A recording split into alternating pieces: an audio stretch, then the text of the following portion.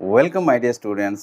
আজ ক্লাস 11-এর পর্যায় সারণী চ্যাপ্টারের যে টপিক্সটা আমাদের আলোচনা হবে সেটা হচ্ছে মৌলগুলোর বিভিন্ন ধর্মাবলী অর্থাৎ ভৌত এবং রাসায়নিক ধর্মাবলীর পর্যায়ক্রমিক পুনরাবৃত্তি। অর্থাৎ বলতে পারো যে মৌলগুলোর বিভিন্ন ধর্মের ট্রেন্ডসটা আজ আলোচনা হবে। অর্থাৎ পর্যায় সারণী বরাবর ধর্মগুলো যেভাবে পরিবর্তিত হয় অর্থাৎ ট্রেন্ডসটা কীরকম আছে, মানে পর্যায় বরাবর তুমি ধরো আগালে বা একটা শ্রেণী বরাবর আগালে তাহলে ধর্মের কীরূপ পরিবর্তন ঘটে সেইটা আজ আলোচনা হবে। এটাই তোমাদেরকে প্রথমে বলছিলাম, দেখবে যে পর্যায় সারণীটা দেখেই তোমরা বলে দিতে পারবে যে মৌলগুলো কীরূপ আচরণ করবে। অর্থাৎ কোনো একটা মৌলের অবস্থান এই জায়গায়, তার মানে সেই মৌলটার ধর্ম কেমন হবে, মৌলটার আচরণ কেমন হবে। কোনো একটা মৌলের অবস্থান এখানে, তার মানে সেই মৌলটার আচরণ কেমন হবে, তার ধর্ম কেমন হবে। পর্যায় সারণীটা দেখেই তোমরা বলে দিতে পারবে যে মৌলটা কেমন আচরণ করবে, তার ভৌত ধর্ম মোটামুটি কীরকম হবে, রাসায়নিক ধর্ম কীরকম হবে, অর্থাৎ প্রেডিক্ট করে দিতে পারবে আগের থেকেই। খুব ইন্টারেস্টিং আজকের ক্লাসটা হতে চলেছে এবং এই ক্লাসটার থেকে কোশ্চেনও প্রচুর আসে। এরপরে যে কটা ক্লাস হবে পর্যায় সারণী, 2-3টে ক্লাস হবে, সেই ক্লাসগুলো থেকে কোশ্চেনও প্রচুর আসবে। সুতরাং ক্লাসটা একটু মন দিয়ে শেষ পর্যন্ত দেখে নাও এবং পরবর্তী ক্লাসগুলো দেখার জন্য অবশ্যই চ্যানেলটা সাবস্ক্রাইব করে নেবে। আর সাবস্ক্রাইব করে পাশে যে নোটিফিকেশন বেলটা আছে ওইটা সিলেক্ট করার পর অলটা অবশ্যই সিলেক্ট করবে। তাছাড়া কিন্তু আমার ভিডিওগুলো যখন দেয়া হবে এর পরবর্তীকালে সেগুলোর নোটিফিকেশন যাবে না। সাবস্ক্রাইব করার পর নোটিফিকেশন বেলটা আগে সিলেক্ট করবে, তারপরে দেখবে 3টে অপশান আসবে, তার মধ্যে অলটা সিলেক্ট করে নেবে। চলো তাহলে আজকের ভিডিওটা শুরু করা যাক। দেখো, মৌলসমূহের ধর্মের বলতে ভৌত এবং রাসায়নিক উভয় ধর্মকেই বোঝানো হচ্ছে। এই ধর্মগুলোর পর্যায়ক্রমিক যে পুনরাবৃত্তি হয় তার মানেটা কি, অর্থাৎ মৌলগুলো যদি একটা পর্যায় ধরে, ধরো 2 নম্বর পর্যায় ধরে তুমি বাম দিক থেকে ডান দিকে এগিয়ে গেলে, তাহলে আমরা নর্মালি যেটা দেখেছি যে ধর্মগুলো পরিবর্তন হতে থাকে, ধীরে ধীরে পরিবর্তন হতে থাকে এবং একটা নির্দিষ্ট ব্যবধানের পরে, অর্থাৎ ধরো এখানে তুমি ছিলে লিথিয়ামে, তারপরে যখন তুমি সোডিয়ামে আসছো তখন কিন্তু ধর্মের আবার পুনরাবৃত্তি দেখা যায়। এটাই তো ছিল পর্যায় সূত্র, মেন্ডেলিফের যে পর্যায় সূত্র, যে মৌলগুলোর পরমাণু ক্রমাঙ্ক বৃদ্ধির সাথে সাথে ধর্মের পরিবর্তন ঘটে এবং একটা নির্দিষ্ট ব্যবধানের পরে আবার ধর্মটার পুনরাবৃত্তি দেখা যায়। মানে সোডিয়াম থেকে যখন পটাশিয়ামে আসবে দেখবে ধর্মটা প্রায় একই রকম। তার মানে আমরা অনেকটা বলতে পারি যে যখন আমরা পর্যায় বরাবর যাচ্ছি, একটা পর্যায় বরাবর, তখন ধর্মের পরিবর্তন হচ্ছে, কিন্তু যখন গ্রুপ বরাবর আসছি অর্থাৎ নিচে নিচে যখন চলে আসছি তখন ধর্মটা তাদের মোটামুটি একই থাকছে। তবে এক্ষেত্রে আমরা একদম ডিটেলসে আলোচনা করব, পুঙ্খানুপুঙ্খ আলোচনা করব। অর্থাৎ দেখতে পাবো যে গ্রুপ বরাবরও যদি পরমাণু ক্রমাঙ্ক বৃদ্ধি করা যায়, অর্থাৎ উপর থেকে নিচের দিকে যত আসবে, যেমন লিথিয়াম থেকে সোডিয়ামে এলে বা পটাশিয়াম এলে, তারপর রুবিডিয়ামে এলে বা অন্য যে কোনো গ্রুপে নিতে পারো, ফ্লোরিনের থেকে ক্লোরিন এলে, তারপর ব্রোমিন এলে, তারপর আয়োডিন এলে, ধর্ম মোটামুটি একই রকম। কিন্তু এই একই ধর্মগুলোরও অল্প একটু পার্থক্য কিন্তু ঘটে থাকে যখনই একটা মৌল থেকে আরেকটা মৌলে যাবে। যখন গ্রুপ বরাবর নিচের দিকে আসবে অর্থাৎ পরমাণু ক্রমাঙ্ক বৃদ্ধি পাবে, তখনও অল্প কিন্তু পার্থক্য ঘটে থাকে। তাহলে এই সমস্ত ব্যাপারগুলো আজকের ভিডিওতে আমরা আলোচনা করব, আজকের ক্লাসটাতে আলোচনা করব, একটু মন দিয়ে দেখে নাও। প্রথমেই যেটা আমরা দেখব যে ধর্মটার ব্যাপারে, সেটা হচ্ছে পারমাণবিক আকার। তবে পারমাণবিক আকারটাকে পারমাণবিক ব্যাসার্ধ দ্বারাও প্রকাশ করা যেতে পারে। তার কারণ কি না, একটা পরমাণু যেটা ধরো ব্যাসার্ধ থাকবে, ব্যাসার্ধ মানে তো আশা করি জানো সবাই, একটা এরকম যদি বৃত্ত নাও তাহলে তার কেন্দ্র থেকে যে পরিধির দূরত্বটা সেটাই হচ্ছে তোমার ব্যাসার্ধ। তাহলে ব্যাসার্ধ যদি বড় হয় তার মানে আকারটাও বড় হবে, আর ব্যাসার্ধ যদি ছোট হয় তার মানে আকারটাও ছোট হবে। তার মানে পারমাণবিক আকার আর পারমাণবিক ব্যাসার্ধ যাই বলো ব্যাপারটা একই ধরনের দাঁড়াচ্ছে। এই পরমাণুটা ধরো বড়, এর পাশে একটা ছোট পরমাণু নিচ্ছে, তাহলে এর আকার ছোট, আকার ছোট হওয়ার সাথে সাথে এর ব্যাসার্ধও তো ছোট। তাহলে আকার দিয়ে বলো বা ব্যাসার্ধ দিয়ে বলো, তার মানে একই বিষয়কে বোঝা যাচ্ছে, যার আকার ছোট হবে তার ব্যাসার্ধও তো ছোট। যাই হোক, পারমাণবিক আকার বা ব্যাসার্ধটা কীরকমভাবে পরিবর্তন হয় সেটা আমরা আজকে জেনে নেব। আর এই পারমাণবিক আকার বা ব্যাসার্ধের উপরেই বাকি যে ধর্মগুলো থাকে সেই ধর্মগুলো কিন্তু ডিপেন্ড করে। সুতরাং আজকের ক্লাসটা সবচেয়ে বেশি ইম্পর্ট্যান্ট। তাহলে আমরা প্রথমে দেখব যে পারমাণবিক আকার বা ব্যাসার্ধ কাকে বলে। না দেখো, পরমাণুর যেটা নিউক্লিয়াস, আমরা জানি কি যে পরমাণুর কেন্দ্রে থাকে পরমাণুর নিউক্লিয়াস। কারণ পরমাণুর নিউক্লিয়াস থেকে যখন সবচেয়ে বাইরের কক্ষটা দেখবে, ধরো একটা পরমাণুর মধ্যে অনেক কক্ষ থাকতে পারে, তাহলে পরমাণুর নিউক্লিয়াস থেকে শুরু করে সবচেয়ে বাইরের কক্ষের যে দূরত্ব, এইটাকেই বলা হচ্ছে পরমাণুর ব্যাসার্ধ। ব্যাপারটা বোঝা যাচ্ছে? তার নিউক্লিয়াস থেকে শুরু করে সবচেয়ে বাইরের কক্ষের যে দূরত্বটা, এটাই হচ্ছে পরমাণুর ব্যাসার্ধ। পারমাণবিক ব্যাসার্ধকে দেখো 3টে ভাগে ভাগ করা যায়। একটা হচ্ছে সমযোজী ব্যাসার্ধ, আরেকটা ধাতব ব্যাসার্ধ, আরেকটা হলো ভ্যান ডার ওয়াল ব্যাসার্ধ। 3টে নাম শুধু শুনে রাখো। সমযোজী ব্যাসার্ধ, ধাতব ব্যাসার্ধ আর ভ্যান ডার ওয়াল ব্যাসার্ধ, এই তিনটে নিয়ে একটু ডিটেলসে বলে দিচ্ছি এগুলো কী বটে। প্রথমে আমরা দেখে নেব সমযোজী ব্যাসার্ধ বিষয়টা কি, বা কোভ্যালেন্ট রেডিয়াই বলা হয় ইংরেজিতে। দেখো, একই মৌলে দুটো পরমাণু যখন সমযোজী এক বন্ধন দ্বারা পরস্পর যুক্ত থাকবে। সমযোজী এক বন্ধন বলতে, সমযোজী বন্ধনে আমরা চতুর্থ চ্যাপ্টারে যেয়ে দেখব যে পরমাণুগুলোর অরবিটালের মধ্যে ওভারল্যাপ ঘটে, অর্থাৎ একটা পরমাণুর সাথে আরেকটা পরমাণুর উপরিপাত হয়ে যায় বলতে পারো, বা একটা আরেকটার মধ্যে ঢুকে পড়ে কিছুটা যখন বন্ধন তৈরি করে। যেমন দুটো হাইড্রোজেন পরমাণু মিলে যখন হাইড্রোজেনের অণু গঠন করছে, তার মানে হাইড্রোজেন হাইড্রোজেন সমযোজী এক বন্ধন গঠন করে। এটা হচ্ছে হাইড্রোজেন অণুটা, ঠিক আছে, H2 অণু। আর এটা একটা হাইড্রোজেন পরমাণু, এটা একটা হাইড্রোজেন পরমাণু, দুজন মিলে সমযোজী এক বন্ধন গঠন করেছে, অর্থাৎ এরকমভাবে ওভারল্যাপ করে গেছে। তখন তাদের নিউক্লিয়াস দুটো, এই পরমাণুর নিউক্লিয়াস হচ্ছে এখানে ধরো, আর এই পরমাণুটার নিউক্লিয়াস এখানে। তাহলে এই নিউক্লিয়াস দুটোর মাঝে যে ডিস্টেন্সটা, এইটাকে বলা হচ্ছে আন্তঃনিউক্লিয় দূরত্ব বা ইন্টার নিউক্লিয়ার ডিস্টেন্স বলা যেতে পারে। আচ্ছা, এই ডিস্টেন্সটা ঠিক অর্ধেকটা, অর্থাৎ নিউক্লিয়াস দ্বয়ের মধ্যবর্তী দূরত্বের যদি আমরা অর্ধেক করি, দেখো এটা দেখিয়ে দিচ্ছি কিভাবে করবে। প্রথমে তুমি এখানে একটা দাগ দিয়ে দিতে পারো এরকমভাবে, তাহলে এই যে ডিস্টেন্সটা পেলে এটা আন্তঃনিউক্লিয় দূরত্ব। এখন নিউক্লিয়াস দ্বয়ের মধ্যে যে দূরত্বটা তার যদি অর্ধেক করো, মোটামুটি এরকম আসবে। আচ্ছা, এগুলো সলিড লাইন দিয়ে দেখিয়ে দিলাম। তাহলে এইটা ছিল তোমার নিউক্লিয়াস দ্বয়ের মধ্যবর্তী দূরত্ব, তার অর্ধেক মানে এটা দাঁড়াচ্ছে নাকি। তাহলে এই যে ডিস্টেন্সটা, এইটাকে আমরা বলতে পারি আর। ব্যাপারটা বোঝা যাচ্ছে? এই ডিস্টেন্সটা হচ্ছে আর, অর্থাৎ সমযোজী ব্যাসার্ধ, এক্ষেত্রে সমযোজী ব্যাসার্ধ। তাহলে সমযোজী ব্যাসার্ধটা কী বটে বোঝা গেছে? আরেকবার বলে দিচ্ছি আমি, যে যখন একই মৌলে দুটো পরমাণু সমযোজী এক বন্ধনে আবদ্ধ থাকবে, তখন ওদের নিউক্লিয়াস দ্বয়ের মধ্যবর্তী দূরত্বের যে অর্ধেক, তাকে বলা হচ্ছে সমযোজী ব্যাসার্ধ। মানে যখন সমযোজী বন্ধন থাকছে, তখন যে ব্যাসার্ধটা আমরা পাচ্ছি সেটাকে বলা হচ্ছে সমযোজী ব্যাসার্ধ বলতে পারো। দেখো, পরীক্ষা করে যেটা দেখা গেছে যে হাইড্রোজেনের এই মানগুলো মনে রাখার দরকার নেই, আমি জাস্ট তোমাদেরকে দেখাবার জন্য বলছি, যাতে তোমাদের বুঝতে সুবিধা হয়। মানগুলো মনে রাখতে হবে না। যে হাইড্রোজেনের যখন অণু গঠন করছে, তখন দুটো হাইড্রোজেন পরমাণুর মধ্যে আন্তঃনিউক্লিয়ার যে দূরত্ব, সেটা হচ্ছে 0.74 অ্যাংস্ট্রম। এইটা হচ্ছে এদের মধ্যে যে দূরত্বটা, মানে এই এতটা ডিস্টেন্স হচ্ছে 0.74 অ্যাংস্ট্রম। অ্যাংস্ট্রমে প্রকাশ করা হয়, মানে ক্ষুদ্র দূরত্ব অণুপরমাণুর ক্ষেত্রে। তাহলে একটা হাইড্রোজেন পরমাণুর আমরা যদি ব্যাসার্ধ নির্ণয় করতে চাই, তার হাফ করে দিলেই হয়ে যাবে। ওই কারণে একই মৌলের নেওয়া হয়েছে অণুটা। তাহলে এটার যদি হাফ করে দাও, 0.74 অ্যাংস্ট্রম ডিভাইডেড বাই 2, তার মানে কত আসবে? 0.37 অ্যাংস্ট্রম নাকি। এইটা হচ্ছে হাইড্রোজেন পরমাণুর ব্যাসার্ধ আমরা পেয়ে গেলাম। এখন এই ডেটাটাকে কাজে লাগিয়ে আমরা HCl এরও বের করতে পারবো, মানে ক্লোরিনের ব্যাসার্ধটাও নির্ণয় করতে পারবো। কারণ দেখো, যখন হাইড্রোজেন আর ক্লোরিন মিলে বন্ধন করবে, ধরো হাইড্রোজেন পরমাণুর আকারটা আসছে এরকম, ক্লোরিন পরমাণুর আকারটা তুলনামূলক একটু বড় আসবে। তাহলে হাইড্রোজেনের ব্যাসার্ধ তো আমাদের জানা আছে, হাইড্রোজেনের ব্যাসার্ধ কতটা হবে? এই যে ডিস্টেন্সটা, এটা আমাদের জানা আছে অলরেডি এখান থেকে। আচ্ছা, আমাদেরকে ক্লোরিনটা বের করতে হবে। তাহলে কিভাবে বের করবে? সিম্পল যোগ বিয়োগের ব্যাপার। এখন দেখো, টোটাল হাইড্রোজেন আর ক্লোরিন যখন HCl গঠন করছে, হাইড্রোজেন ক্লোরিন যখন বন্ধন গঠন করছে, তখন হাইড্রোজেন আর ক্লোরিনের যে নিউক্লিয়াসদের মধ্যবর্তী দূরত্ব, এই ডিস্টেন্সটা, টোটাল ডিস্টেন্সটা মেজার করা হয়, এটা পরীক্ষা করে নির্ণয় করা হয়। এটা পাওয়া গেছে 1.36 অ্যাংস্ট্রম। তাহলে টোটালটা যদি 1.36 হয় আর হাইড্রোজেনের পার্টটা যদি 0.37 হয়, তাহলে ক্লোরিনেরটা কত হবে? সিম্পল যোগ বিয়োগ করে দিলেই হবে। মানে দেখো, যেটার HCl একসাথে ছিল সেটা হচ্ছে 1.36 অ্যাংস্ট্রম।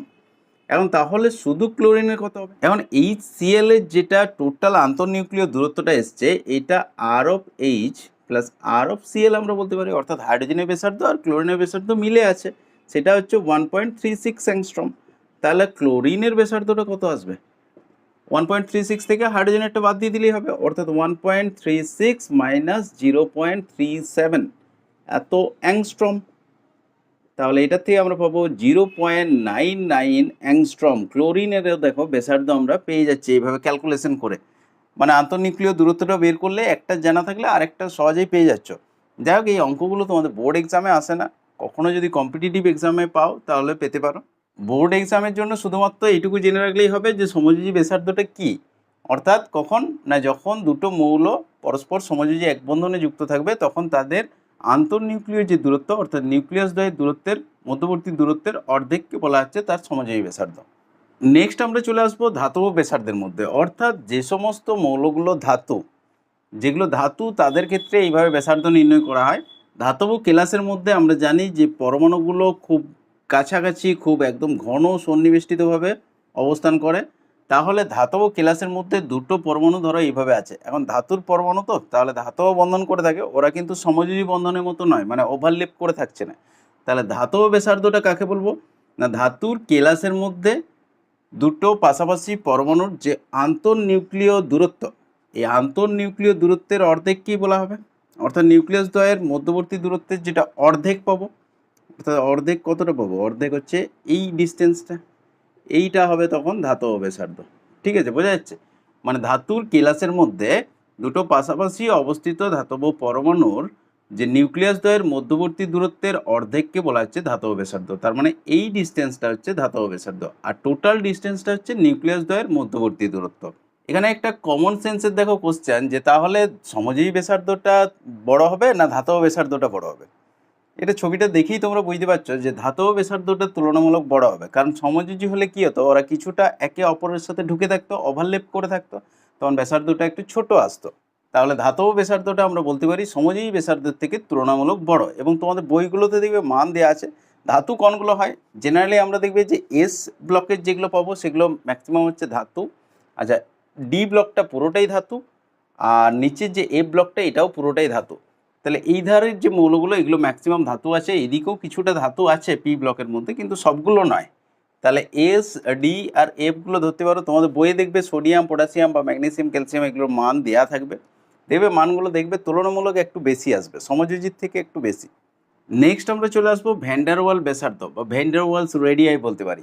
এইটা একটু বোঝার আছে। দেখো, যে সমস্ত মৌলগুলো ধাতু নয় সেই মৌলগুলো যখন কঠিন অবস্থায় নিয়ে আসা হবে, ধরো কঠিন অবস্থায় কোন মৌলগুলো, যেগুলো ধাতু নয় মানে অধাতব আমরা বলতে পারি, যে অধাতব যেগুলো মৌল তাদেরকে কঠিন অবস্থায় যদি তুমি নিয়ে আসো, তাহলে ধাতু নয় কিন্তু অধাতব মৌল, তাকে কঠিন অবস্থায় নিয়ে আসা হয়েছে। যেমন হচ্ছে ধরো তুমি নাইট্রোজেন, অক্সিজেন, ক্লোরিন যেগুলো সাধারণত গ্যাস হিসাবে থাকে, বা কেউ তরল হিসাবে থাকে, ব্রোমিনটা তরল হিসাবে থাকে।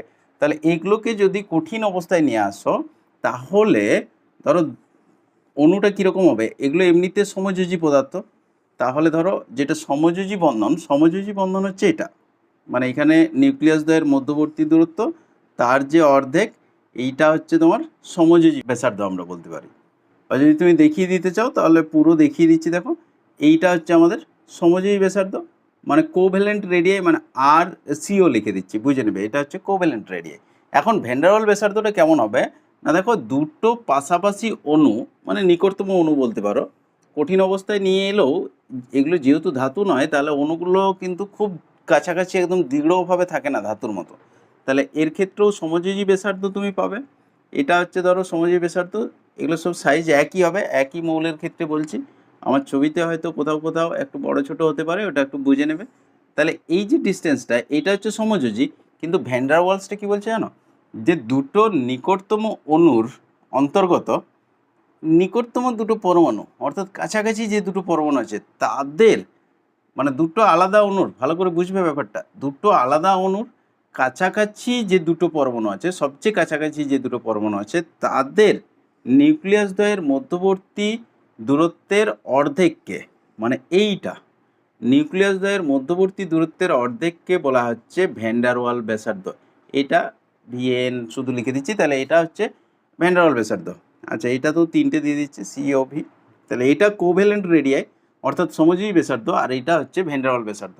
ব্যাপারটা বোঝা গেল? আরেকবার আমি বলে দিচ্ছি, যে যখন কোনো অধাতব মৌলকে কঠিন অবস্থায় নিয়ে আসা হবে, তখন তাদের কাছাকাছি অবস্থিত দুটো অণুর নিকটতম দুটো পরমাণুর নিউক্লিয়াস দ্বয়ের মধ্যবর্তী দূরত্বের অর্ধেককে বলা হচ্ছে ভ্যান্ডারওয়াল ব্যাসার্ধ। ব্যাপারটা বোঝা গেছে? যে অণুগুলো কাছাকাছি আছে তাদের একটা একটা করে পরমাণু নিলে, যেগুলো খুব কাছাকাছি সেই পরমাণুগুলো, এই দূরেরগুলো নিলে হবে না, যেগুলো নিকটতম আছে সেগুলো নিলে, কিন্তু দুটো আলাদা অণুর, এটাই হচ্ছে ব্যাপার, এটা হচ্ছে দুটো আলাদা অণুর তাদের নিকটতম দুটো পরমাণুর নিউক্লিয়াস দ্বয়ের মধ্যবর্তী দূরত্বের যে অর্ধেক, সেটাকে বলা হচ্ছে ভ্যান্ডারওয়াল ব্যাসার্ধ।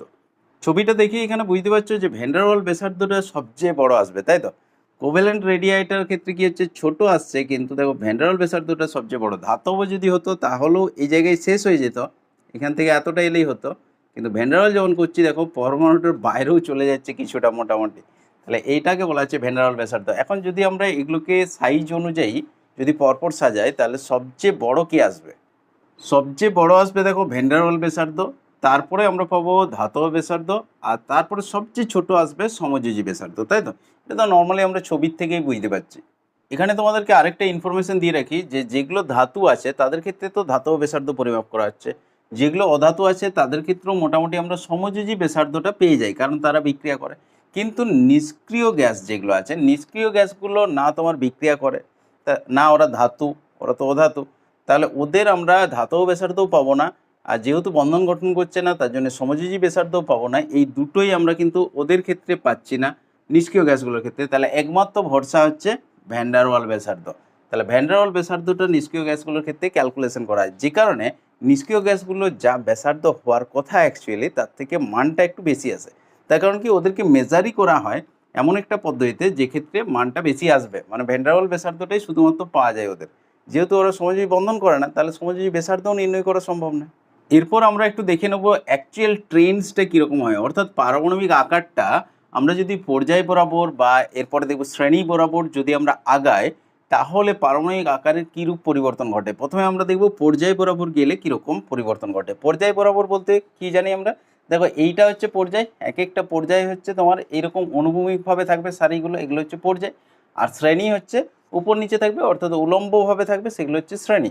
তাহলে পর্যায় বরাবর যদি আমরা বাম দিক থেকে ডান দিকে আগিয়ে যাই, যেমন ধরো 2 নম্বর পর্যায়ের lithium, beryllium, boron, carbon, nitrogen, oxygen, fluorine, neon, এইভাবে যদি পরপর আগিয়ে যায়, বা 3 নম্বর পর্যায়ে sodium, magnesium, aluminium, silicon, phosphorus, sulphur, chlorine, argon, এইভাবে পরপর যদি আগিয়ে যায়, তাহলে আমাদের পারমাণবিক আকারটা কীরকম পরিবর্তন ঘটবে। তাহলে আমি একটা এক্সাম্পল নিয়ে নিচ্ছি, ধরো 3 নম্বর পর্যায়টা যদি নিয়ে নিই, তাহলে পর্যায় 3 যদি আমরা নিই, তাহলে দেখো মৌলগুলো দেখাচ্ছি। আর এটা খুব ইন্টারেস্টিং হবে, একটু ভালো করে বুঝে নাও। পর্যায় 3টার এক্সাম্পল নিয়ে দেখাচ্ছি, কিন্তু সমস্ত পর্যায়গুলোর ক্ষেত্রে একই ব্যাপার আসবে। পর্যায় 3তে প্রথম মৌল কে আছে, সোডিয়াম। ঠিক আছে, সোডিয়াম হচ্ছে প্রথম মৌল, 11 নম্বর মৌল, তাই তো অলরেডি আমরা জানি। 12তে কি আছে, ম্যাগনেসিয়াম। আচ্ছা, 13 নম্বর মৌল, সমস্ত মৌলগুলোই দেখব। অ্যালুমিনিয়াম, একদম ডিটেলসে দেখব। তাহলে হচ্ছে 14ই হচ্ছে সিলিকন, 15ই হচ্ছে ফসফরাস, 16ই হচ্ছে সালফার, আর 17ই হচ্ছে ক্লোরিন। আর নিষ্ক্রিয় গ্যাসটা আমরা এই ক্ষেত্রে দেখাচ্ছি না, কারণ নিষ্ক্রিয় গ্যাসের ব্যাসার্ধটা তো ভ্যান ডার ওয়াল ব্যাসার্ধ পরিমাপ করা হয়, ওর তো যা হওয়ার কথা তার থেকে একটু বেশি আসবে, সেটা নিয়ে পরে আমি আলোচনা করব একটু, কারণ ওটার থেকে কোশ্চেন আসে। আর নিষ্ক্রিয় গ্যাসগুলো বাদ দিয়ে তার মানে আমরা বলতে পারি শুধু প্রতিনিধি মৌলগুলোর ক্ষেত্রে, অর্থাৎ এস ব্লক আর পি ব্লকের মৌলগুলোর ক্ষেত্রে ট্রেনটা আমরা প্রথমে দেখছি, নিষ্ক্রিয় গ্যাসগুলো শুধু বাদ দিয়ে। তাহলে দেখো যত বলছে পর্যায় বরাবর বাম দিক থেকে ডান দিকে যাবে, তত কি হয়, এর ক্ষেত্রে প্রথম কক্ষে 2টো ইলেকট্রন থাকে, দ্বিতীয় কক্ষে 8টা থাকে, তৃতীয় কক্ষে 1টা থাকে। এইখানে সে পুরনো যে ইলেকট্রন বিন্যাসটা যেটা তোমরা মাধ্যমিক লেভেলে করে এসছো, ওটা দিয়ে সবচেয়ে ভালো বোঝা যাবে। আর 1:2:2 করেও বোঝা যাবে, ওটাও করতে পারো, কিন্তু এটাতে একদম পরিষ্কার দেখতে পেয়ে যাবে। আচ্ছা, তাহলে 2টো, তারপরে কক্ষে 8টা আমরা জানি, সেকেন্ড কক্ষে, তারপরে কক্ষে তাহলে 1টা থাকবে। আচ্ছা, এটার ক্ষেত্রে কী হবে, 2, 8, 2, তাই তো 12টা টোটাল ইলেকট্রন আছে। এর ক্ষেত্রে 2, 8, 3। আচ্ছা, এর ক্ষেত্রে 2, 8, 4, তারপরে 2, 8, 5, পরপর এরকমভাবে যাবে। এটা হবে 2, 8, 6, আর এটা হবে 2, 8, 7, তাই তো? নিষ্ক্রিয় গ্যাসটা নিলে 2, 8, 8 হয়ে যেত। তো যাই হোক, এই মৌলগুলোর যদি আমরা ইলেকট্রন বিন্যাসগুলো দেখি, তাহলে দেখতে পাবো পার্থক্য কোথায় আসছে। দেখো, ইলেকট্রন বিন্যাস ধরেই বোঝা যাবে যে এর 3টে করে, প্রত্যেকের 3টে করে সেল রয়েছে। ফার্স্ট সেলে দেখো রয়েছে 2টো, সেকেন্ড সেলে 8টা, থার্ড সেলে এর 1টা, এর 2টো, এর 3টে, ধীরে ধীরে ইলেকট্রন ভর্তি হয়েছে। অর্থাৎ আমরা বলতে পারি যে নিউক্লিয়াসের চার্জটা যত বৃদ্ধি পাচ্ছে, প্রত্যেকেরই 3টে সেল রয়েছে, তাই তো? এখন দেখো 11 থেকে যখন 12তে যাচ্ছ, তার মানে কি প্রোটন সংখ্যাও তোমার 11টার থেকে 12টা হচ্ছে। যেমন ইলেকট্রন সংখ্যা 11টার থেকে 12টা হচ্ছে, মানে ইলেকট্রন সংখ্যা যেমন একটা বাড়ছে, সেরকম প্রোটন সংখ্যাও একটা বাড়ছে। অর্থাৎ যত বাম দিক থেকে ডান দিকে অগ্রসর হবে এরকমভাবে, তত তোমার নিউক্লিয়াসের যে চার্জটা, এই চার্জটা বাড়বে। নিউক্লিয়াসের চার্জ যদি বাড়ে, পজিটিভ চার্জ যদি বাড়ে, তাহলে ন্যাচারালি আমাদের আকর্ষণ বল ওর বৃদ্ধি পাওয়ার কথা। এখন দেখা যাক কী হয়।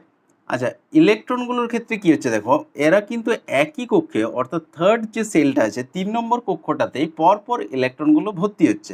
ঠিক আছে, প্রথমটাতে 3 নম্বর কক্ষে একটা ইলেকট্রন ছিল, ম্যাগনেসিয়ামের ক্ষেত্রে 2টো ইলেকট্রন এলো, তারপরটাতে 3টে ইলেকট্রন এলো। আচ্ছা, ভিতরের কক্ষে 2টো আর 8টা যেমন ইলেকট্রন থাকার সেরকম আছে, ভিতরের কক্ষগুলো আমি আর দেখাইনি, তো যাই হোক এগুলো যেমন থাকার কথা সেরকম আছে। আর বাইরের যে 3 নম্বর কক্ষটাতে একটা করে নতুন নতুন ইলেকট্রন আসছে, আর নিউক্লিয়াসের চার্জটাও এক এক করে বাড়ছে, তাই তো? যত আমরা বাম দিক থেকে ডান দিকে যাচ্ছি তত নিউক্লিয়াসের চার্জটা বাড়ছে, আর বাইরের কক্ষে একটা করে ইলেকট্রন আসছে। আলাদা কোনো কক্ষ হয়নি কিন্তু, বাইরের একই কক্ষটাতে অর্থাৎ ওই 3 নম্বর কক্ষতেই ইলেকট্রনগুলো ঢুকছে। এই ইলেকট্রনগুলোকে আমরা বলতে পারি পার্থক্য সূচক ইলেকট্রন। মানে কি, যে যখন তোমার সিলিকন আছে তখন বাইরের কক্ষে 4টে ইলেকট্রন, যখন তুমি ফসফরাসে যাচ্ছ তখন প্রোটন নাম্বার যেমন এক একক বাড়ছে, সেরকম ইলেকট্রন সংখ্যাও আরও একটা বেড়ে যাচ্ছে। ঠিক আছে, তাহলে এইটা হচ্ছে সিলিকনের থেকে ফসফরাসে যাওয়ার সময় পার্থক্য ঘটে যাচ্ছে, অর্থাৎ একটা ইলেকট্রন শুধু এক্সট্রা অ্যাড হচ্ছে আর একটা প্রোটনও অ্যাড হচ্ছে। নিউট্রনের ব্যাপারটা এই ক্ষেত্রে আমরা কনসিডার করছি না, কারণ ওর তো চার্জ নেই, ওর আকর্ষণ বলে সেরকম কিছু প্রভাব নেই। তো যাই হোক, তাহলে প্রোটন নাম্বার বাড়ছে আর ইলেকট্রন নাম্বার একই কক্ষে বাড়ছে, তাহলে কি হবে দেখো, পজিটিভ চার্জ বাড়ছে, নেগেটিভ চার্জও বাড়ছে, কিন্তু আলাদা কক্ষ হচ্ছে না, ওই একই কক্ষে, মানে ডিস্টেন্সটা একই আছে, পজিটিভ চার্জ বাড়ছে, নেগেটিভ চার্জ বাড়ছে, তাহলে ওদের মধ্যে আকর্ষণ কি হবে? আকর্ষণ বৃদ্ধি পাবে, এটা তো স্বাভাবিক ব্যাপার। যখন পজিটিভ নেগেটিভ দুটো চার্জের মান বাড়ছে তার মানে নিশ্চয়ই ওদের মধ্যে আকর্ষণটা বৃদ্ধি পাবে। যদি আকর্ষণ বৃদ্ধি পায় তাহলে বাইরের কক্ষটাকে নিউক্লিয়াস আরও বেশি করে নিজের দিকে টানবে, সেই কারণে আকারটা ধীরে ধীরে ছোট হয়ে যাবে। যত বাইরের কক্ষে ইলেকট্রন ঢুকতে থাকবে তত আকারটা ধীরে ধীরে ছোট হয়ে যাবে। অর্থাৎ আমরা বলতে পারি যে সোডিয়ামের আকার যদি এরকম হয়, ম্যাগনেসিয়ামটা একটু ছোট হয়ে যাবে, অ্যালুমিনিয়ামটা আরও ছোট হয়ে যাবে, সিলিকনটা আরও ছোট হয়ে যাবে, এইভাবে ধীরে ধীরে ছোট হতে থাকবে। ঠিক আছে, এটা একটু বেশি ছোট হয়ে গেল, তো যাই হোক মোটামুটি ছোট হতে থাকবে। তাহলে যত তুমি বাম দিক থেকে ডান দিকে যাবে তত আকার ধীরে ধীরে ছোট হবে। এক্ষেত্রে বলতে পারি বাম দিক থেকে ডান দিকে গেলে আকার হ্রাস পাচ্ছে। এটাতে একটা ভালো ছবি আসবে দেখো, মানে এটা এরকম একটা ছবি হবে যে এই দিকটা যদি হ্রাস হয় বাম দিক থেকে ডান দিকে, যখন আমরা শ্রেণী বরাবর যাব তখন ঠিক উল্টা হবে, অর্থাৎ এটা বৃদ্ধি হবে। যতগুলো ধর্ম পাবে এরপরে, যেমন এটা আমরা দেখছি যে পারমাণবিক আকার, এরপরে আমরা দেখব আয়নীয় আকার। তাছাড়া দুটো মোস্ট ইম্পর্টেন্ট বিষয় আছে, যেটা হচ্ছে আয়নন এনথালপি বলা হয়, অর্থাৎ আয়নন বিভব, আর তড়িৎ ঋণাত্মকতা, ইলেকট্রন অ্যাফিনিটি, এই সমস্ত ধর্মগুলো আমরা দেখব। যোজ্যতা টজ্যতাগুলোও আছে। তো সবগুলোর ক্ষেত্রে এই ধরনের ছবিটা কিন্তু ইউজ হবে। তাহলে এই ছবিটা একটু এঁকে রাখতে পারো, মানে একদিকে যদি হ্রাস হয় আরেকদিকে অবশ্যই বৃদ্ধি হবে। তাহলে আমরা কি দেখছি যে পর্যায় বরাবর যখন বাম দিক থেকে ডান দিকে যাচ্ছি তখন আকারটা ধীরে ধীরে ধীরে ধীরে হ্রাস পাচ্ছে। কেন হ্রাস পাচ্ছে বোঝা যাচ্ছে?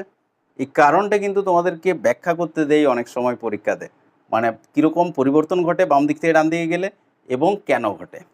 এখানে দুটো ছোট্ট জিনিস আমরা দেখে নেবো, যে প্রতিনিধি মৌলগুলোর তো আমরা দেখলাম যে যত বাম দিক থেকে ডান দিকে যাচ্ছে ধীরে ধীরে হ্রাস পাচ্ছে। কারণ কি? কারণ নিউক্লিয়াসের চার্জ এক এক করে বাড়ছে, আর ইলেকট্রনগুলো একটা সর্ববস্থিত কক্ষে এসে একই কক্ষে প্রবেশ করছে, তার ফলে আকর্ষণ বৃদ্ধি পাচ্ছে, নিউক্লিয়াস ইলেকট্রনগুলোকে বাইরের কক্ষের ইলেকট্রনকে বেশি নিজের দিকে টানছে, আকারটা হ্রাস পাচ্ছে। এটা হচ্ছে কারণ প্রতিনিধি মৌল। এখন ডি ব্লকের মৌলগুলোর ক্ষেত্রে কি ঘটে বা এ ব্লকেরগুলোর ক্ষেত্রে কি ঘটে সেটাও একটু দেখে নিচ্ছি। অল্প একটু একটু চেঞ্জ হয়, কীরকম? এদেরও হ্রাস পায়, এদেরও বাম দিক থেকে ডান দিকে গেলে হ্রাস পায় একই কারণে, কিন্তু সেই হ্রাসের পরিমাণটা একটু চেঞ্জ হয় প্রতিনিধি মৌলগুলোর ক্ষেত্রে। যেমন ডি ব্লকের ক্ষেত্রে যদি আমরা দেখি, এর যেটা সাধারণ ইলেকট্রন বিন্যাস সেটা হচ্ছে NS1 to 2, অলরেডি আমরা দেখেছি, ব্লক বিভাজনের সময়তেও দেখেছি, তারপরেও আলোচনা হয়েছে। আচ্ছা, N-1 D1 to 10, তাই তো? এবং শেষ ইলেকট্রনগুলো কোথায় ঢুকে? N-1 D-তে ঢুকে, N-1 D-তে ঢুকে। যেমন হচ্ছে এই আয়রন টায়রন এগুলো যদি আমরা করি তাহলে দেখবে 4s2, তারপরে 3D আসছে, 3D4, 3D5, 3D6, এই ধরনের ব্যাপারগুলো আসে। তার মানে ডি ব্লকেরগুলোর ক্ষেত্রে আমরা যদি দেখাই তাহলে ধরো এটা নিউক্লিয়াস, তারপরে যতগুলো কক্ষ থাকছে ধরো 4 নম্বর কক্ষ পর্যন্ত দেখিয়ে দিচ্ছি, আয়রন টায়রন ওইগুলোর দিকে যদি যাও তাহলে এটা 1 নম্বর কক্ষ, এটা 2 নম্বর, এটা 3 নম্বর, এটা হচ্ছে 4 নম্বর। এগুলো এন এর মান 1, 2, n=3, n=4। আচ্ছা, n=4, ঠিক আছে। তাহলে এদের যদি আমরা দেখি তাহলে লাস্টের কক্ষে তো দুটো ইলেকট্রন ম্যাক্সিমাম থাকতে পারবে। NS আছে যেটা 4s যেটা আছে সেটাতে দুটো ইলেকট্রন থাকবে। এখন যাই হোক, এর পার্থক্য সূচক ইলেকট্রনগুলো কোথায় ঢুকছে? N-1 d অরবিটালে, N-1 অর্থাৎ লাস্ট অরবিটালটা নয়, লাস্ট কক্ষটা নয়, এবার এনটা লাস্ট কক্ষ, এন মাইনাস ওয়ানটা তার আগের কক্ষ, অর্থাৎ আগের কক্ষের যে ডি অরবিটাল আছে, এখানে যে ডি অরবিটাল ধরো আছে, এখানে যদি ডি অরবিটাল আছে দেখায়, এটা ডি অরবিটালের সাইজ নয় বা শেপ নয়, কিন্তু এটা জাস্ট তোমাদেরকে দেখাবার জন্য আমি বলছি, বোঝাবার জন্য, যে ধরো এই জায়গাতে তোমার ডি অরবিটাল আছে, সেইখানে তোমার ডি অরবিটালটা যদিও অনেক ছড়িছিটি থাকে, ও মানে আকার আকৃতি আলাদা পুরোপুরি, তাহলে সেইখানে ইলেকট্রনগুলো ঢুকছে। এখন যদি পার্থক্য সূচক ইলেকট্রনগুলো এখানে ঢুকে, আর নিউক্লিয়াসের চার্জটাও এক একক করে বাড়বে যত তুমি বাম দিক থেকে ডান দিকে যাবে, অর্থাৎ ধরো স্ক্যান্ডিয়াম থেকে টাইটেনিয়াম তাতে ভ্যানাডিয়াম, যত তুমি বাম দিক থেকে ডান দিকে যাচ্ছ তত তোমার নিউক্লিয়াসের চার্জ একক করে বাড়বে। আর লাস্ট ইলেকট্রনগুলো কোথায় ঢুকবে? একটা আগের কক্ষে, সর্ববহিস্থ কক্ষের ঠিক আগের কক্ষটাতে ডি অরবিটালে। আর ডি অরবিটালের আবরণী প্রভাব মোটামুটি হলেও আছে। আবরণী প্রভাব অলরেডি আমরা জানি, আবরণী প্রভাবের ক্রমটা এস এর সবচেয়ে বেশি, তারপরে পি, তারপরে ডি, তারপরে এফ। তাহলে ডি এর কিছুটা হলেও আছে, কম কিন্তু অল্প হলেও তো আছে আবরণী প্রভাব। তাহলে নিউক্লিয়াস যে বাইরের কক্ষের ইলেকট্রনগুলোকে আকর্ষণ করবে, সেটা কিছুটা হলেও বাধা দিচ্ছে। আবরণী প্রভাবটা আগেই তোমাদেরকে বুঝিয়েছিলাম যে মেসে বন্ধুদের উদাহরণ দিয়ে। তাহলে এই কিছুটা হলেও যে বাধা দিচ্ছে, আবরণী প্রভাব তৈরি করছে লাস্টের ইলেকট্রনগুলোকে আকর্ষণ করার থেকে, তার ফলে কি হবে, যতটা আকারটা ছোট হওয়ার কথা ছিল, যতটা নর্মালি আবরণী প্রভাব না থাকলে, যেমন প্রতিনিধি মৌলগুলোর ক্ষেত্রে কি হয়, লাস্ট কক্ষটাতেই ঢুকে, তাহলে আবরণী প্রভাব কিন্তু বাড়ে না, কিন্তু এর কি হচ্ছে, আবরণী প্রভাব দেখা যাচ্ছে। তাহলে যতটা আকারটা ছোট হওয়ার কথা ছিল ততটা ছোট হয় না, মানে প্রতিনিধিগুলোর মৌলগুলোর মতো হ্রাস হয় না, হ্রাস হয়, অবশ্যই হ্রাস হয়, কিন্তু তুলনামূলক কম হ্রাস হয়। এটাকে অনেক সময় ডি সংকোচন বলা হয়, আর ডি সংকোচন বা পরবর্তীকালে আমরা এফটাও একই রকম দেখে নিচ্ছি, দেখো একটু পরে যখন এফটা দেখবো তখন সেটা এফ সংকোচন বলা হবে, বা লেন্থনাইট সংকোচন ছিল দেখবে তোমাদের। যাই হোক, ডি এর ব্যাপারটা বোঝা গেল আশা করি। যেহেতু পার্থক্য সূচক ইলেকট্রনগুলো ডি অরবিটালে ঢুকছে, এন মাইনাস ওয়ান ডি অরবিটালে, অর্থাৎ সর্ববহিস্থ কক্ষের ঠিক আগের কক্ষের ডি অরবিটালে, তাই এদের আবরণী প্রভাব দেখা যাচ্ছে। সুতরাং নিউক্লিয়াসের আকর্ষণ যে পরিমাণ বৃদ্ধি পাওয়ার কথা ছিল বহিস্থ কক্ষের উপর, সবচেয়ে বাইরের কক্ষটার উপর, সেই পরিমাণ বৃদ্ধি পায় না, তুলনামূলক কম বৃদ্ধি পায়। তার জন্য আকার হ্রাসটাও যে পরিমাণ হওয়ার কথা ছিল তার থেকে তুলনামূলক একটু কম হয়, মানে প্রতিনিধি মৌলগুলোর থেকে একটু কম হয় আকারের হ্রাসটা। নেক্সট আমরা এ ব্লকটাও একটু দেখে নেব। এ ব্লকের যেটা সাধারণ ইলেকট্রন বিন্যাস, সেটা হচ্ছে NH2, অলরেডি আমাদের হয়ে আছে ব্লক বিভাজনে, আগেই তো বললাম। আচ্ছা, N-2 F1 to 14, এফে 1 থেকে 14টা ইলেকট্রন ঢুকতে পারে। আর N-1 ডিটা 0 to 1 হয়ে রয়ে যায়, ডিতে একটা ইলেকট্রন কখনো ঢুকে থাকে, কখনো আবার 0 হয়ে যায়, এফেই চলে আসে। তো যাই হোক, লাস্ট যে ইলেকট্রনগুলো কোথায় ঢুকে, এফে ঢুকে, N-2 এফে ঢুকছে। N-2 অর্থাৎ সর্ববহিস্থ কক্ষের থেকে দুটো কক্ষে আগে, তার মানে এটা মোটামুটি এরকম দেখাতে পারি, এটা এফটা শুরু হয় 6 নম্বর পর্যায়ে শুরু হচ্ছে, তার মানে 6টা আমাদের কক্ষ দেখা দেবে, 1 2 3 4 5 6, মিনিমাম 6টা দেখা দেবে, 7টা দেখালে আরও ভালো। তাহলে দেখো, এফ ব্লকে যে মৌলগুলো আছে, যদি আমরা বাম দিক থেকে ডান দিকে যাই, তাহলে কি হবে, নিউক্লিয়াসের চার্জটা এক একক করে বৃদ্ধি পাবে, তার সাথে পার্থক্য সূচক ইলেকট্রনগুলো প্রবেশ করবে কোথায়, N-2 এফ অরবিটালে। অর্থাৎ এইটা যদি এন বলা হয়, সর্ববহিস্থ কক্ষটাকে এন দিয়ে প্রকাশ করা হয় জেনারেলি। আচ্ছা, তার যে আগের কক্ষটা সেটা হচ্ছে আমাদের সর্ববহিস্থ কক্ষের আগের কক্ষ N-1, তার আগেরটা হবে N-2, তাহলে এইটা হচ্ছে N-2। আমরা যখন সাধারণ ইলেকট্রন বিন্যাস করছি সেই ক্ষেত্রে বলছি যে সর্ববহিস্থ কক্ষটাকে এন দ্বারা প্রকাশ করা হয়, এবং তার আগেরগুলো N-1 N-2 এইভাবে প্রকাশ করা যেতে পারে। তাহলে এইখানে যে এফটা আছে, ঠিক আছে, এইখানে যে এফ অরবিটালগুলো আছে, ধরো যদিও এটা এফ অরবিটালের শেপ বা সাইজ নয়, আমি জাস্ট তোমাদেরকে বোঝাবার জন্য বলছি। তাহলে বাইরের কক্ষে তো ইলেকট্রন রয়েছে, এবং কোটা ইলেকট্রন আছে সেই বিষয়ে যাচ্ছি না, ধরো বাইরের কক্ষে ইলেকট্রন রয়েছে, এখানে আরও ইলেকট্রন থাকতে পারে। আচ্ছা, কিন্তু পার্থক্য সূচক ইলেকট্রনগুলো কোথায় ঢুকছে, এইখানে N-2 এফ। ধরো একটা ইলেকট্রন এফে ঢুকলো, এফ ব্লক মৌল মানে এফে ঢুকতে হবে লাস্ট ইলেকট্রনগুলো, তাহলে একটা ইলেকট্রন এফে ঢুকলো, নিউক্লিয়াসের চার্জ এক একক বাড়লো। আরও একটা ইলেকট্রন পরের মৌলটি যখন যাবে বাম দিক থেকে ডান দিকে, আরও একটা ইলেকট্রন এফে ঢুকলো, নিউক্লিয়াসের চার্জ আরও এক একক বাড়লো। যত মৌল এফে ঢুকবে তত নিউক্লিয়াসের চার্জ এক একক করে বাড়বে। তাহলে এক্ষেত্রে দেখো, এফের যদি আমরা আবরণী প্রভাব দেখি, খুব কম, খুব কম, একদম মিনিমাম। তাহলে নিউক্লিয়াসের চার্জ বৃদ্ধি পেয়ে যাচ্ছে, কিন্তু এফের আবরণী প্রভাব খুব একটা নেই। সুতরাং এর ক্ষেত্রে আকর্ষণটা ডি এর থেকে একটু বেশি আসবে, অর্থাৎ এর ক্ষেত্রে ব্যাসার্ধ হ্রাসটা ডি এর থেকে একটু বেশি আসবে। মানে সবচেয়ে ভালো হচ্ছে প্রতিনিধি মৌলগুলোর ক্ষেত্রে, তারপরে দেখবে এফেরগুলো, এফের আকর্ষণটা তুলনামূলক বেশি আসবে। কেন? কারণ এর যে আবরণী প্রভাবটা সেটা কম, তার জন্য এফের সংকোচনটা ভালো হয়, মানে রেগুলার একটা ট্রেন্ড দেখা যায় সংকোচনের। এইটাকে আমরা এফ সংকোচন বলতে পারি, এফ সংকোচন।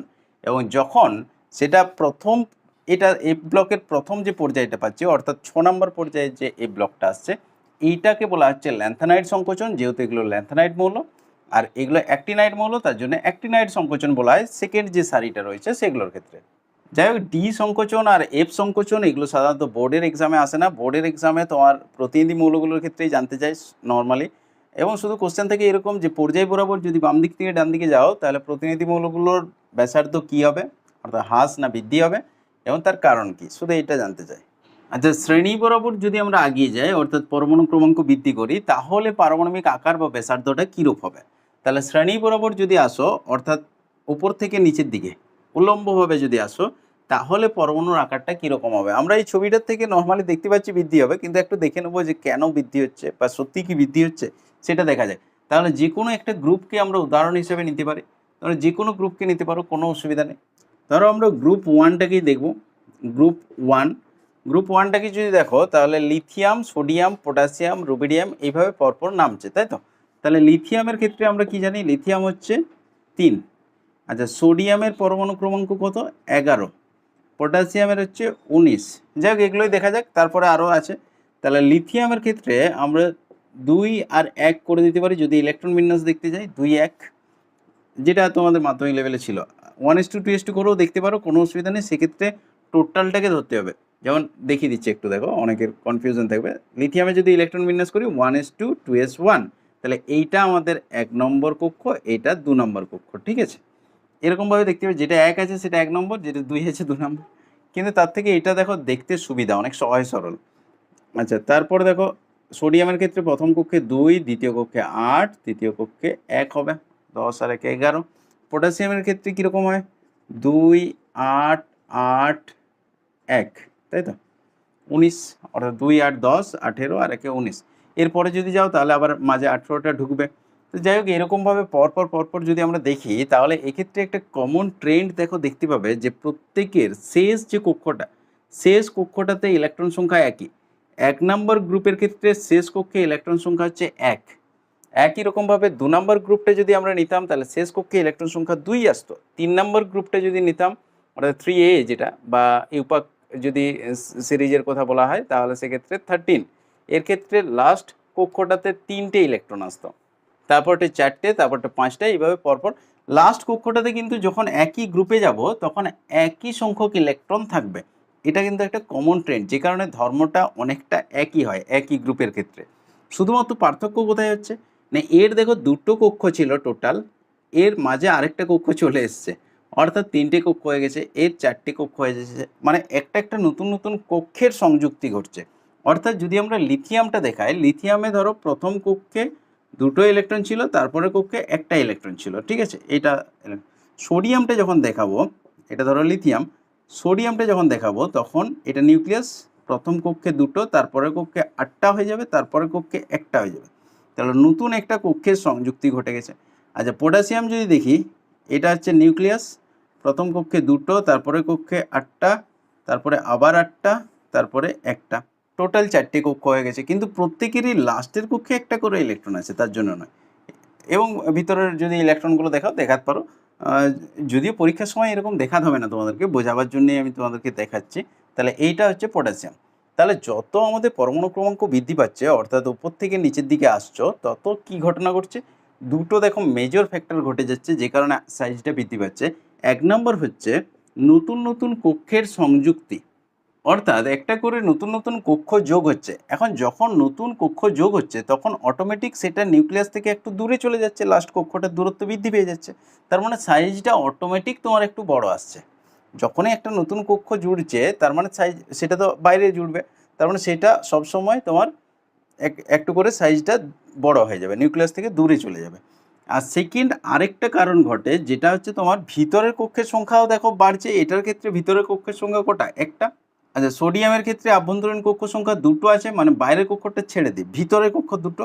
এটার ক্ষেত্রে ভিতরের কক্ষ 3টে, তাহলে ভিতরের যে কক্ষগুলো তারা তো আবরণী প্রভাব দেয়। আবরণী প্রভাব অলরেডি তোমাদের হয়েছে, দেখবে একবার। আমি আজকে আরেকবার বলে দেবো দরকার হলে, যদি কেউ সেই ক্লাসটা না করেছে ধরো। তাহলে ভিতরের কক্ষের সংখ্যা যত বৃদ্ধি পাচ্ছে তত আবরণী প্রভাবটাও বৃদ্ধি পাবে। তাহলে আবরণী প্রভাবটাও একটা বড় কারণ। আবরণী প্রভাব বৃদ্ধি পাচ্ছে, যে কারণে কি হচ্ছে, এর সাইজটা মানে নিউক্লিয়াস আর ইলেকট্রনের যা বাইরের কক্ষের ইলেকট্রনের যে আকর্ষণ সেটা কমে যাচ্ছে ধীরে ধীরে। যত আবরণী প্রভাব তোমার বাড়বে তত ইলেকট্রন আর নিউক্লিয়াসের আকর্ষণ কমে যাবে। তাহলে অটোমেটিক সেটা একটু দূরে যাওয়ার চেষ্টা করবে, যে কারণে পরমাণুর সাইজটা ধীরে ধীরে বৃদ্ধি পায় বা ব্যাসার্ধটা ধীরে ধীরে বৃদ্ধি পায়। যদিও এক্ষেত্রে তোমাদের কারো কারো মনে হতে পারে যে যত একটা গ্রুপের উপর থেকে নিচে আসছে তত পরমাণু ক্রমাঙ্কও তো অনেকটা করে বৃদ্ধি পাচ্ছে। পরমাণু ক্রমাঙ্ক যত বৃদ্ধি পাবে, অর্থাৎ নিউক্লিয়াসের চার্জটা যত তুমি উপর থেকে নিচে আসছো, অবশ্যই নিউক্লিয়াসের চার্জ আমাদের বৃদ্ধি পাচ্ছে। যদি লিথিয়াম থেকে সোডিয়ামে আসো, এর 3 ছিল, এর 11 হয়ে গেছে, পটাশিয়ামে এলে 19 হয়ে যাচ্ছে, তার মানে ধীরে ধীরে বৃদ্ধি পাচ্ছে, এ কথাটা ঠিক। মানে নিউক্লিয়াসের চার্জ বৃদ্ধি পাচ্ছে, তাহলে আকর্ষণ বৃদ্ধি পাওয়ার কথা, সেই অনুযায়ী আকর্ষণ বৃদ্ধি পাওয়ার কথা। কিন্তু দুটো ফ্যাক্টর কাজ করছে যে আকর্ষণ কমে যাওয়ার জন্য বা সাইজটা বড় হওয়ার জন্য। এই দুটো ফ্যাক্টরের যে মিলিত প্রভাবটা ওই নিউক্লিয়াসের আধান বৃদ্ধির প্রভাবটাকে অতিক্রম করে যায়। মানে নিউক্লিয়াসের আধান বৃদ্ধি পাওয়ার জন্য সাইজ ছোট হওয়ার কথা, কিন্তু এই দুটো যে কারণ, মানে নতুন নতুন কক্ষের সংযুক্তি এবং আবরণী প্রভাব, এর ফলে কি হচ্ছে, সাইজ বৃদ্ধি পাওয়ার কথা। এবং দেখা যায় যে এদের মোটামুটি ক্ষমতাটা একটু বেশিই হয়ে যায়। অর্থাৎ নিউক্লিয়াসের আধান বৃদ্ধিজনিত যে সংকোচন হওয়ার কথা বা আকর্ষণ বৃদ্ধি পাওয়ার কথা, সেটাকে অতিক্রম করে যায় এই দুটো ফ্যাক্টর, যে কারণে সাইজটা আলটিমেটলি বড় হয়ে যায়। এখানে তোমাদেরকে আবরণী প্রভাবটা আরেকবার অল্প একটু বলে দিচ্ছি। সেটা হচ্ছে যে পরমাণুর যে ভিতরের কক্ষগুলো থাকবে, ধরো এই পরমাণুটা যদি দেখি, তাহলে ভিতরের কক্ষে যে ইলেকট্রনপূর্ণ কক্ষ বা কক্ষগুলো আছে, তারা সবচেয়ে বাইরের কক্ষের ইলেকট্রনকে আকর্ষণ করার যে ব্যাপারটা রয়েছে নিউক্লিয়াসে, সেটাকে বাধা দেয়। অর্থাৎ নিউক্লিয়াসের আকর্ষণ বলটাকে বাধা দিতে পারে। এই আকর্ষণটাকে আড়াল করার যে ক্ষমতা ভিতরের কক্ষগুলোর, তাকেই বলা হচ্ছে আবরণী প্রভাব। এটা সবসময় ভিতরের কক্ষগুলোরই থাকে, বাইরের কক্ষে থাকে না, কারণ ওর বাইরে তো আর কেউ নেই কাকে আড়াল করবে। তাহলে ভিতরের কক্ষগুলোর যে নিউক্লিয়াসের আকর্ষণ বলকে আড়াল করার যে ক্ষমতা, সেটাকেই বলা হচ্ছে আবরণী প্রভাব। তাহলে দেখো, পারমাণবিক আকার বা ব্যাসার্ধটা আমাদের এই পিকচারটা দিয়ে সহজেই হয়ে যাচ্ছে। প্রত্যেকটা ধর্মেরই এরকম আমরা পিকচার দেখে নেব। এইদিকে যদি যায় বাম দিক থেকে ডান দিকে পর্যায় বরাবর, তাহলে হ্রাস পাবে, উপর থেকে নিচে এলে বৃদ্ধি পাচ্ছে, শ্রেণী বরাবর যখন আসছো বৃদ্ধি পাচ্ছে। একদিকে হ্রাস হলে আরেকদিকে বৃদ্ধি হবেই। মানে কোনো একটা ধর্মের যদি এইদিকে বৃদ্ধি হয়, তার মানে এইদিকে হ্রাস হবে। ওই কারণে এই পিকচারটা বেশ ইম্পর্ট্যান্ট এবং স্টুডেন্টদের বেশ কাজে লাগে। এখন পারমাণবিক আকার সম্বন্ধীয় বেশ কয়েকটা দেখো বিষয় আমি আরেকবার বলে দিচ্ছি তোমাদেরকে। যেটা হচ্ছে, পরমাণুর আকারটা যখন আমরা পর্যায় বরাবর বাম দিক থেকে ডান দিকে যাচ্ছি, তখন ধীরে ধীরে হ্রাস পাচ্ছে। তার মানে এটা বলতে পারি যে লিথিয়াম বা যে কোনো পর্যায়ে যদি দেখো যে ক্ষার ধাতুগুলো আছে, প্রথম পর্যায়টা ক্ষার ধাতু বলা হয়, তারপরেরটা প্রথম শ্রেণীটা, তারপরে শ্রেণীটা ক্ষারীয় মৃত্তিকা ধাতু বলা হয়। তো ক্ষার ধাতু যেগুলো হবে, প্রত্যেকটা পর্যায়ের ক্ষেত্রে যদি আমরা দেখি, ক্ষার ধাতুর সাইজটা সবচেয়ে বড় হবে এবং সবচেয়ে ছোট হবে কি, হ্যালোজেন মৌলটা। হ্যালোজেন মৌলটাতে যে সবচেয়ে ছোট হবে প্রত্যেকটা পর্যায়ের ক্ষেত্রে। নিষ্ক্রিয় গ্যাসগুলো আমরা ধরছি না, কারণ নিষ্ক্রিয় গ্যাসগুলোর সাইজটা হঠাৎ করে দেখবে হ্যালোজেনের থেকে একটু বড় আসছে। কেন? তার কারণ হচ্ছে এর মাপা হয় এরকমভাবে, ভ্যান ডার ওয়াল ব্যাসার্ধ মাপা হয়। মানে ক্লোরিন পর্যন্ত যখন তুমি আসছো সমযোজী ব্যাসার্ধ মাপছো, ঠিক আছে, তারপরে এর তো আর সমযোজী ব্যাসার্ধ পাবে না আর্গনের, তাহলে এর ক্ষেত্রে ভ্যান ডার ওয়াল ব্যাসার্ধ মাপবে। আচ্ছা, এই দিকটা একটু লাইটের রিফ্লেকশন থাকতে পারে, ওটা একটু অ্যাডজাস্ট করে নেবে। তোমাদের বইয়েও দেখবে পর্যায় সারণী দেওয়া আছে, তাহলে পর্যায় সারণী বইটাও দেখতে পারো, কোনো অসুবিধা নেই। মানে আমি যেটা বলতে চাইছি, দেখো, যখন হ্যালোজেন থেকে তুমি নিষ্ক্রিয় গ্যাসে যাচ্ছ, তখন কিন্তু তোমার সাইজটা একটু বৃদ্ধি পেয়ে যেতে পারে, কারণ ওদের ভ্যান ডার ওয়াল ব্যাসার্ধ মাপা হয়, ওদের তো সমযোজী ব্যাসার্ধ মাপাই হয় না। মানে মাপার পদ্ধতির জন্য ওটা হয়, যে কারণে ওটাকে ধরা হচ্ছে না। তো এটা অনেক সময় কোশ্চেন হয় যে হ্যালোজেনের থেকে তোমার নিষ্ক্রিয় গ্যাসগুলোর সাইজ কেন বড় হয়, তখন তোমার বলতে হবে যে ওদের ক্ষেত্রে যেহেতু বন্ধন করে না, সমযোজী ব্যাসার্ধ পরিমাপ করা যায় না, ভ্যান ডার ওয়াল ব্যাসার্ধ পরিমাপ করা হয়, তার জন্য সাইজটা একটু বড় হয়। যদি ভ্যান ডার ওয়াল ব্যাসার্ধ এই হ্যালোজেনগুলোরও করা হতো, তাহলে সাইজটা কিন্তু বড় হতো না, তাহলে ছোটই আসতো। আচ্ছা, আর কি পেলাম আমরা, যে প্রতিনিধি মৌলগুলোর থেকে তুলনামূলক ডি ব্লকের যে মৌলগুলো, তাদের আকার হ্রাসটা তুলনামূলক কম হয়, কারণ ডি অরবিটালগুলোর আবরণী প্রভাবের জন্য, যেটাকে ডি সংকোচন বলা হয়। আর এফ ব্লকগুলোর আকার হ্রাস ডি ব্লকের থেকে বেশি হয়। তার কারণ হচ্ছে এদের এফ ব্লকে, মানে এফ অরবিটালে ইলেকট্রন প্রবেশ করে, যার আবরণী প্রভাব খুবই নগণ্য এফ অরবিটালের ক্ষেত্রে। যে কারণে এদের আকার হ্রাসটা তুলনামূলক বেশি হয়, যেটাকে এফ সংকোচন বলা হয়। আর লাস্ট আরেকটা দেখে রাখো, যেটা হচ্ছে গ্রুপ বরাবর যখন আমরা আসছি প্রতিনিধি মৌলগুলোর ক্ষেত্রে, যত উপর থেকে নিচের দিকে আসছি তত আকারটা ধীরে ধীরে বৃদ্ধি পাচ্ছে। এই হচ্ছে আমাদের পারমাণবিক আকার বা ব্যাসার্ধের সমস্ত কিছু। এরপরে তোমাদেরকে আয়নীয় ব্যাসার্ধটা করিয়ে দেওয়া যেত, সময় রয়েছে, কিন্তু আয়নীয় ব্যাসার্ধটা করালে তোমাদের কনফিউশন হয়ে যাবে, মানে দুটো একসাথে পড়ো না। পারমাণবিক ব্যাসার্ধটা যেদিন পড়ছো সেদিন পারমাণবিক ব্যাসার্ধটাই পড়ো, কারণ পারমাণবিক ব্যাসার্ধটা ভালো করে করো। এইটার যে জ্ঞানটা, এটার জ্ঞানটা বেশ বলতে পারো পর্যায় সারণীর ক্ষেত্রে, কারণ এই পারমাণবিক ব্যাসার্ধ অনুযায়ী বাকি সমস্ত জায়গাগুলোতে দেখবে ফ্যাক্টরগুলো চেঞ্জ হবে। মানে এটা জেনে নিলে মানে বাকিটা তোমার খুব ইজি হয়ে গেল। তাহলে এটা ভালো করে আগে করো। আয়নীয় ব্যাসার্ধটা নেক্সট দিনে আমি দেখাবো, এবং আয়নীয় ব্যাসার্ধের সাথে আরও দু একটা যদি পারি তো ছোটো ছোটো আছে ওই ধর্মগুলো দেখিয়ে দেবো। আজকের ভিডিওটা তোমাদের একটু বোঝার ছিল, একটু ভালো করে বুঝে পড়বে, তারপর বইটাও অবশ্যই পড়বে। তোমাদের অনেকেই আমার মনে হচ্ছে বই পড়ছো না, বেশি সহজ লাগলে এই জিনিসটা হয়, জানো তো। বেশি সহজ লাগলে স্টুডেন্টরা অনেক সময় বই পড়তে চায় না, ভাবে যে স্যারের কাছে বুঝে নিয়েছি হয়ে গেছে, ওটার থেকে তো সব পারবো। কিন্তু এই জিনিসটা করো না, বইটা অবশ্যই পড়বে, কারণ সেলফ স্টাডিজ মাস্ট। বইটা পড়বে এবং সালের কোশ্চেনগুলো দেখবে, বিগত বছরের যে কোশ্চেনগুলো, কী ধরনের কোশ্চেন আসছে তার অ্যান্সার দিতে পারছো কি না, মানে যে যতটা পর্যন্ত পড়ানো হয়েছে সেইটুকুর মধ্যে। যেগুলো পড়ানো হয়নি ওগুলো তো সম্ভব নয়।